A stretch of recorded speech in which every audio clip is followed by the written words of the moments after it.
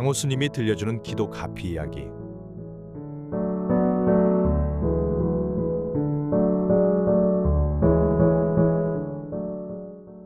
내 삶을 기적으로 바꾸는 신묘한 기도의 힘. 사과를 심으면 사과가 나고 수박을 심으면 수박이 납니다. 좋은 씨앗을 심으면 좋은 열매를 얻고 나쁜 씨앗을 심으면 나쁜 열매를 얻습니다. 이것은 우주의 법칙입니다. 이와 같이 우리가 우리의 마음밭에 무엇을 심느냐에 따라서 삶 가운데 좋은 열매를 얻을지 나쁜 열매를 얻을지 결정됩니다. 그러므로 우리는 항상 착한 인연의 씨앗을 심어야 합니다. 그런데 여러분은 지금 어떤 씨앗을 심고 있습니까? 좋은 일도 나쁜 일도 자기가 뿌린 씨앗의 결과입니다. 부처님 말씀 중에 다 자기 복대로 살아간다는 법문이 있습니다. 우리가 살아가면서 일이 잘 풀리고 좋은 일이 자꾸 생긴다면 그것은 자기가 지은 선업의 결과입니다. 반대로 일이 잘 안 풀리고 나쁜 일이 자꾸 생긴다면 그것은 또한 자기가 지은 악업의 결과입니다. 참된 불자라면 인연법을 믿어야 합니다. 좋은 인연도 나쁜 인연도 모두 내가 지은 원인과 결과임을 철저히 믿어야 합니다. 이는 부처님 가르침을 공부하는 첫걸음이기도 합니다.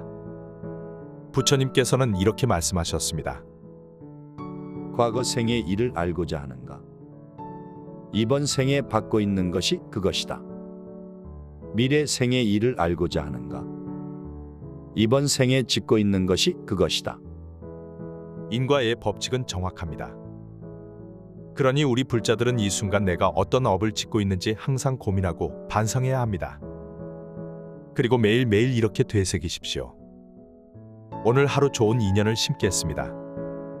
오늘 하루 마음을 잘 닦겠습니다. 이 다짐처럼 자꾸 복을 지으십시오. 자꾸 선업을 쌓으십시오. 자꾸 공덕을 닦으십시오.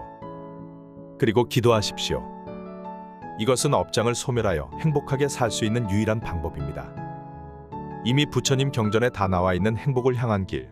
하지만 실천은 결국 우리의 몫입니다. 부처님께서는 말씀하셨습니다. 부처님은 훌륭한 의사와 같다. 중생의 병을 정확히 진단하여 가장 좋은 약을 만들어준다. 하지만 그 약을 먹고 안 먹고는 자신의 몫이다. 여러분에게 늘 염불 독송, 사경, 오체투지하라고 입이 아프게 귀가 따갑도록 말씀드립니다. 다만 기도는 나의 욕망을 채우기 위한 것이어선 안 됩니다. 진정한 기도는 마음을 닦는 것입니다. 그러므로 수행을 위한 기도로 성장해 나가야 합니다. 또한 기도는 정성입니다. 그 정성에 우주가 진동하고 불보살님들이 찬탄하십니다. 그런 깨끗하고 지극한 마음을 하나로 모아 쉼없이 나아가십시오. 관세음보살을 부를 때마다 공경하는 마음이, 지장보살을 부를 때마다 감사한 마음이 지극하다면 그것이 진정한 기도입니다. 그런 간절한 기도에 불보살님들은 모두 감동하십니다. 어떤 기도를 하느냐는 중요하지 않습니다. 어떤 기도든 결국 하나로 통합니다. 중요한 핵심은 바로 마음입니다. 무엇을 하든 마음을 하나로 집중하고 모아서 나아가야 합니다. 아무리 열심히 기도해도 삶이 힘들고 괴로울 때가 있습니다. 그럴 때 많은 분들은 믿음을 잃고 흔들릴 때가 많습니다. 하지만 그 순간이 더욱 간절하고 정성스럽게 기도할 때임을 잊지 마십시오. 원인 없는 결과는 없습니다. 지금 우리가 겪고 있는 이 모든 과정이 내가 지은 업의 인연임을 이해하고 수행 정진하는 수밖에 없습니다. 그리하여 업장을 소멸하고 선업과 공덕을 쌓아야 합니다. 이 책에는 간절하고도 지극한 기도 수행을 통해 자기에게 닥친 고통을 극복한 이들의 이야기가 담겨 있습니다. 여러분들은 고래의 영험담을 통해 부처님을 향한 기도는 오묘하고 진실한 힘이 있음을 깨닫게 되실 것입니다. 나아가 이 책이 여러분들로 하여금 기도 수행을 향한 다짐을 굳건히 하게 되는 계기가 되어준다면 더 바랄 것이 없겠습니다. 불자는 수행해야 합니다. 정진해야 합니다. 간절하고 정성스럽게 기도하세요. 부처님의 가피가 늘 함께할 것입니다. 이 책을 읽는 모든 존재들이여 행복하소서. 2024년 8월 광우 합장. 우리 중생은 생전 어떻게 살았느냐에 따라 지옥, 축생, 아귀, 아수라, 인간, 천상의 6세계를 끊임없이 윤회한다고 합니다.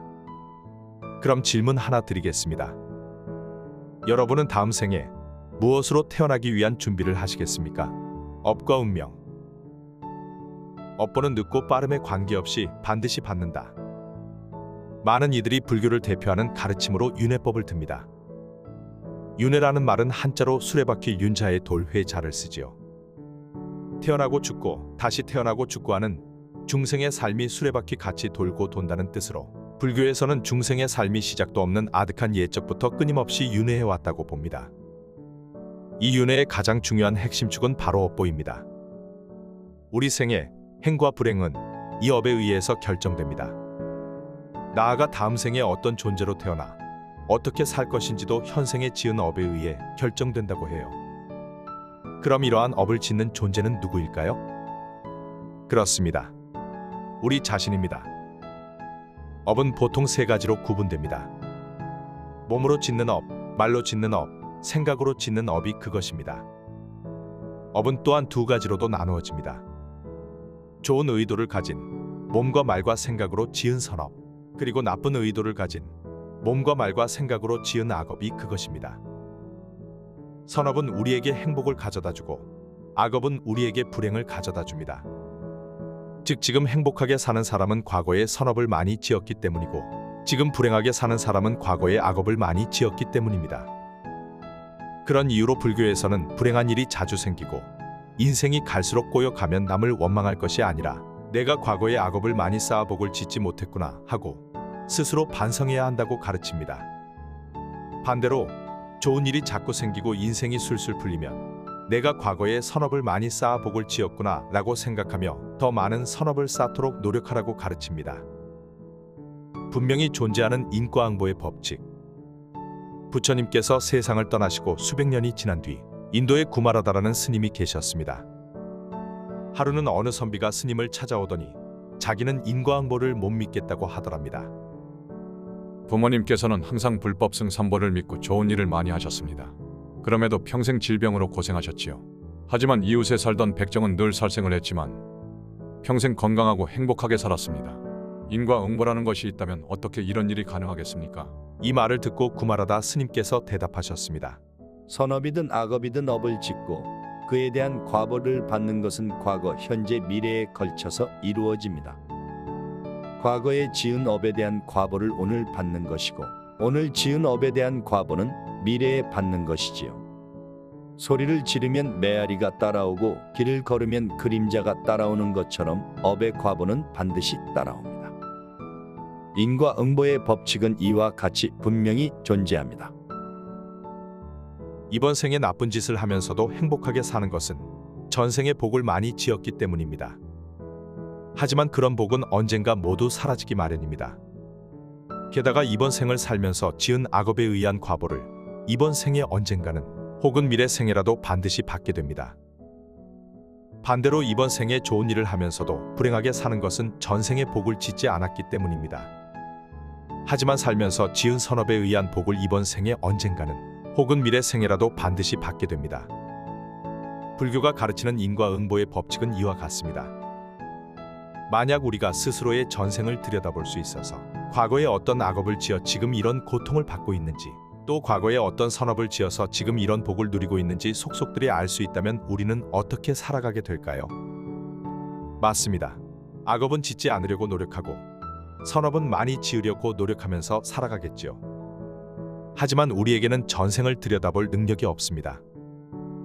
그러다 보니 지금처럼 악업 짓기를 두려워하지 않고 선업 짓기는 게을리하면서 어리석게 살고 있는 것이지요. 그래서 우리 불교에서는 인과응보의 법칙을 믿는 것이 중요하다고 이야기합니다.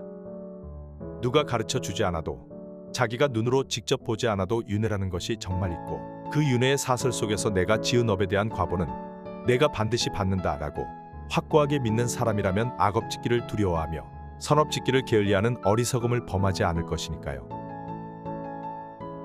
3가지 과보. 불교에서는 받게 되는 시기에 따라 과보를 3가지로 구분해 삼보라 부릅니다. 첫 번째는 수년보입니다. 이것은 이번 생에 지은 업의 결과로서 이번 생에 받게 되는 과보를 말합니다. 비유하면 이렇습니다. 하루 일당을 받는 아르바이트생이 있다고 해봅시다. 만약 그 학생이 이 일자리에 나가 일을 한다면 보수를 받을 수 있을 것이고 그렇지 않다면 보수를 받을 수 없겠죠. 그런데 그 일자리에 가고 안 가고는 누구의 의지에 달려 있습니까? 네, 아르바이트생 자신에게 달려 있습니다. 컨디션이 좋든 안 좋든, 날씨가 좋든 안 좋든 일자리에 나가 일을 하면 약속된 일당을 받습니다. 하지만 컨디션이 좋지 않아서 혹은 날씨가 너무 더워서 일자리에 나가지 않으면 일당을 받지 못합니다. 이처럼 내가 지은 업에 대한 결과로서의 과보를 이번 생에 바로 받게 되는 것, 이것이 수년보입니다. 두 번째는 순생보입니다. 이는 이번 생에 지은 업의 결과로서 그 과보를 다음 생에 받게 되는 걸 말합니다. 만약 여러분이 지금 관세음보살님, 제가 대통령이 되게 해주세요 라고 간절하게 기도한다고 해봅시다. 그런데 이번 생에 대통령이 될 만한 준비를 전혀 하지 않았다면 이런 기도를 해도 소용이 없겠죠. 아마 기도를 듣는 관세음보살님도 당황하실 거예요. 얘가 뜬금없이 왜 이러지? 하시면서 말이지요. 하지만 이번 생에 이런 기도라도 해놓으면 그 발언의 힘에 의해 다음 생에 가서는 대통령이 될 만한 여러 가지 준비를 차곡차곡 할 수 있습니다. 그러다가 결국에는 다음 생이 끝나기 전에 실제로 대통령이 될 수도 있겠죠. 이것이 순생보입니다. 세 번째는 순후보입니다. 이번 생에 지은 업의 결과가 이번 생도, 다음 생도 아닌 그 이후의 미래 생에 언젠가는 받게 되는 과보를 말합니다. 여러분이 잘 아시는 로미오와 줄리엣, 이 두 사람은 각자의 집안이 원수지간이라 현생에서는 부부의 연을 맺기 어렵습니다. 하지만 이 두 사람이 이런 약속을 했다고 해보지요. 우리가 다음 생이든 그 다음 생이든 언젠가 다시 남녀로 만나 반드시 부부의 연을 맺도록 하자. 그런데 다음 생에 로미오는 개로 태어나고 줄리엣은 고양이로 태어났다고 합시다. 이 둘이 부부의 연을 맺을 수 있을까요? 맺을 수 없죠. 그 다음 생에 갔더니 이번에 로미오는 하늘세계에 태어나고 줄리엣은 지옥에 태어났다고 합시다. 이 둘이 부부의 연을 맺을 수 있을까요? 이번에도 맺을 수 없어요. 그렇게 다음 생, 그 다음 생, 그 다음 생에도 이 둘이 서로 엇갈려서 부부의 연을 맺지 못하다가 100생 정도 지난 다음 마침내 선남선녀로 만나 결혼해서 행복하게 살았다고 합시다. 100생 전에 했던 약속이 인연이 되어 마침내 부부의 연을 맺게 되었죠. 이것이 순후보입니다. 업의 열매가 다 익고 나면 반드시 과보가 있다. 세 가지 과보의 가르침이 전하고자 하는 것은 결국 무엇일까요? 내가 지은 업에 대한 과보는 이번 생이건 다음 생이건 먼 미래의 생이건 언젠가는 반드시 받게 된다는 것입니다. 주변을 둘러보면 이런저런 기도를 했다가 당장에 효험이 없다고 역시 기도해봤자 아무 소용없네 하면서 쉽게 신심을 포기해버리는 분들이 의외로 많습니다. 사실 이런 생각은 누구나 가질 수 있습니다. 하지만 지금 내가 기도하고 선업을 짓고 복을 짓는 것에 대한 과보는 이번 생에 받을 수도 있고 혹은 다음 생에 받을 수도 있고 혹은 먼 미래 생에 받을 수도 있다는 것을 반드시 기억해 두어야 합니다. 그래서 부처님께서는 이런 가르침을 설하신 적이 있습니다. 선업의 열매가 맺기 전까지는 아무리 착한 일을 많이 해도 당장은 행복을 맛보지 못할 수 있다. 하지만 선업의 열매가 완전히 익고 나면 그때는 반드시 행복을 맛보게 된다. 악업의 열매가 맺기 전까지는 아무리 나쁜 짓을 해도 불행을 겪지 않을 수 있다. 하지만 악업의 열매가 완전히 익고 나면 그때는 반드시 불행을 겪게 된다. 내가 선업을 많이 지었는데도 여전히 불행하게 산다면 그것은 다만 선업의 과보가 아직 완전히 익지 않았기 때문입니다.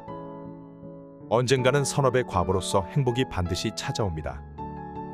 반대로 누군가가 악업을 많이 지었는데도 여전히 행복하게 산다면 그것은 다만 악업의 과보가 아직 완전히 익지 않았기 때문입니다.